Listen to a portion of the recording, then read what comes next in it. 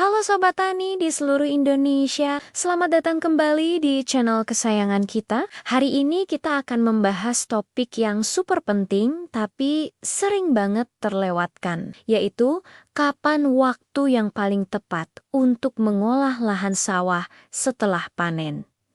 Banyak yang berpikir, asal bajak saja, pasti beres. Jangan salah, mengolah tanah di waktu yang salah justru bisa bikin hasil panen anjlok. Makanya tonton video ini sampai habis ya, karena kita akan kupas tuntas 5 tanda sawah sudah siap diolah kembali. Ini ilmu mahal yang wajib diketahui setiap petani sukses. Tanda pertama yang harus kita perhatikan adalah kondisi kebasahan lahan. Sawah tidak boleh terlalu basah atau masih tergenang banyak air. Kenapa? Coba bayangkan, kalau kita memaksa membajak sawah yang masih seperti bubur, yang terjadi bukan tanahnya jadi gembur, tapi malah jadi padat dan keras saat kering nanti. Traktor atau bahkan kerbau akan kesulitan, dan struktur tanah jadi rusak. Akar tanaman baru nantinya bakal susah banget menembus tanah yang padat ini. Akibatnya, pertumbuhan tanaman jadi kerdil dan kurang maksimal. Jadi, solusinya bagaimana? Gampang saja, tiriskan dulu airnya. Biarkan air sisa mengalir keluar dari petakan sawah.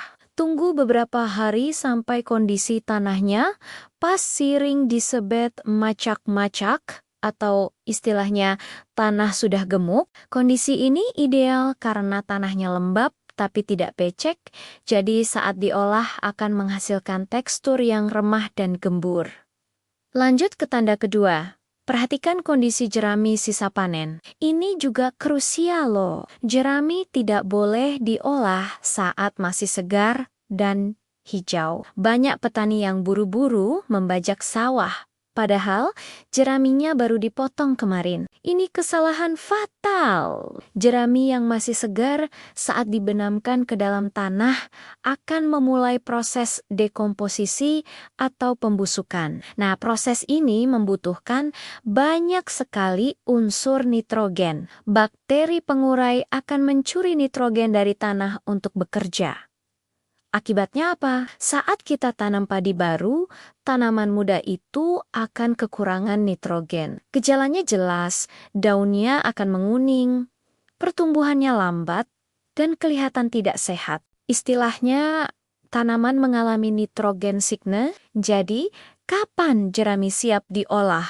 Tunggu sampai jerami sudah mulai setengah reot atau lapuk. Tandanya gampang kok. Warnanya sudah berubah jadi kecoklatan, teksturnya lebih lembek, dan kalau kita pegang, sudah mulai mudah hancur. Di tahap ini, sebagian besar proses dekomposisi awal sudah berjalan, jadi tidak akan terlalu banyak mencuri nitrogen dari tanaman baru kita.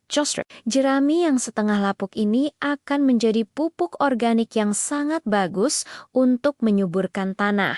Sekarang kita masuk ke tanda ketiga, yaitu bau tanah. Ya, betul.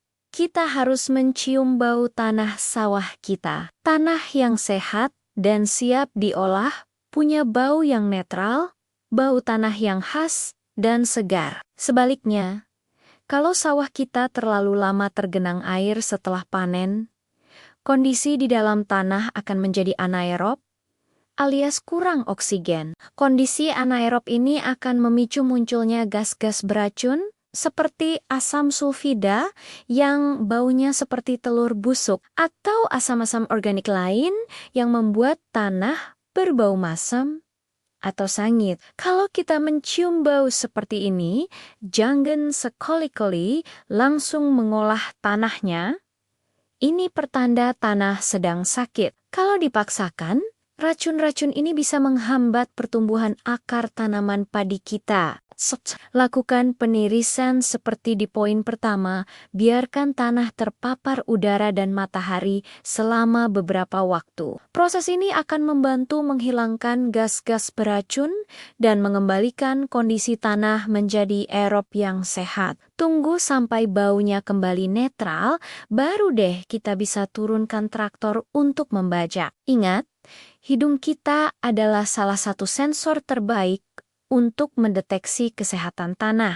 Tanda keempat yang tidak kalah penting adalah sawah tidak boleh sampai kering dan retak-retak. Ini kebalikan dari kondisi terlalu basah tadi. Kadang setelah panen, sawah dibiarkan begitu saja terlalu lama di bawah terik matahari sampai tanahnya kering kerontang dan piko-pika seperti puzzle. Mengolah tanah dalam kondisi seperti ini juga sangat tidak disarankan. Kenapa? Pertama, tanah yang sudah retak dan mengeras butuh tenaga ekstra besar untuk dibajak. Ini boros bahan bakar untuk traktor dan bikin alat cepat rusak. Kedua, struktur bongkahan tanahnya akan sangat besar dan sulit dihancurkan menjadi gembur. Proses pengolahan tanahnya jadi lebih lama dan hasilnya kurang maksimal. Memulihkan tanah yang sudah terlanjur retak parah butuh waktu dan air yang lebih banyak. Jadi momen terbaik adalah saat tanah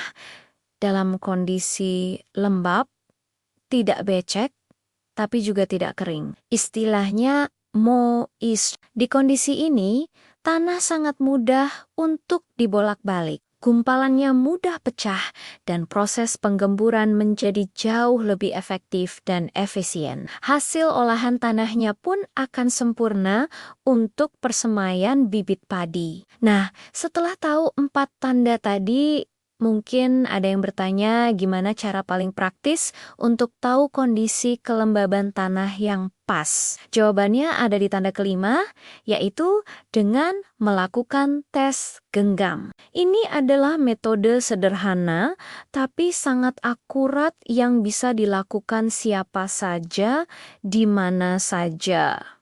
Caranya gampang banget. Ambil segumpal tanah dari kedalaman sekitar 5-10 cm, coba genggam dan kepalkan tanah itu dengan kuat di telapak tangan Anda. Sekarang perhatikan hasilnya. Jika saat kepalan dibuka, tanah itu membentuk gumpalan yang solid, tapi tidak ada air yang menetes keluar dari sela-sela jari Anda. Dan saat gumpalan itu disentuh sedikit, ia mudah hancur. Nah, itulah kondisi yang ideal. Ini artinya kadar airnya pas, siap untuk diolah. Tapi, jika saat digenggam, tanahnya langsung hancur berantakan seperti pasir, itu artinya tanah terlalu kering. Jangan dibajak dulu. Perlu sedikit diairi. Sebaliknya, jika saat digenggam, airnya sampai menetes keluar dari jari-jari Anda dan tanahnya terasa lengket seperti lumpur. Jelas itu artinya tanah masih terlalu basah. Jadi tunggu beberapa hari lagi. Dengan tes genggam sederhana ini, kita bisa menentukan dengan pasti kapan saat yang paling tepat untuk mulai mengolah lahan sawah kita. Jadi, mari kita rangkum kembali 5 tanda sawah siap diolah. Pertama, lahan tidak terlalu basah. Tunggu sampai macak-macak. Kedua, jerami sudah mulai setengah reot. Warnanya kecoklatan dan lembek. Ketiga, bau tanahnya netral, tidak berbau masam atau busuk. Keempat, tanah tidak sampai kering dan retak-retak. Olah saat kondisi lembab. Dan kelima, lakukan tes genggam.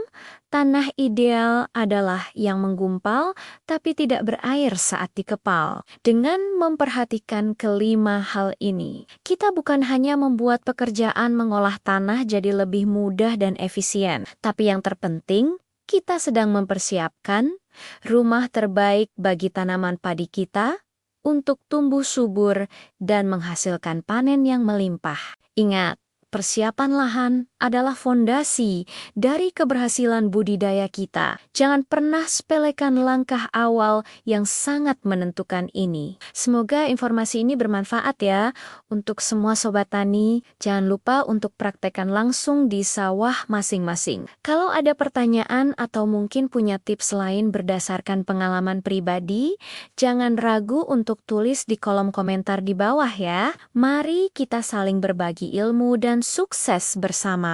Terima kasih sudah menonton video ini sampai selesai. Jangan lupa like, komen, dan subscribe channel ini agar tidak ketinggalan video-video bermanfaat lainnya seputar dunia pertanian. Sampai jumpa di video berikutnya. Salam petani Indonesia, maju terus pertanian kita.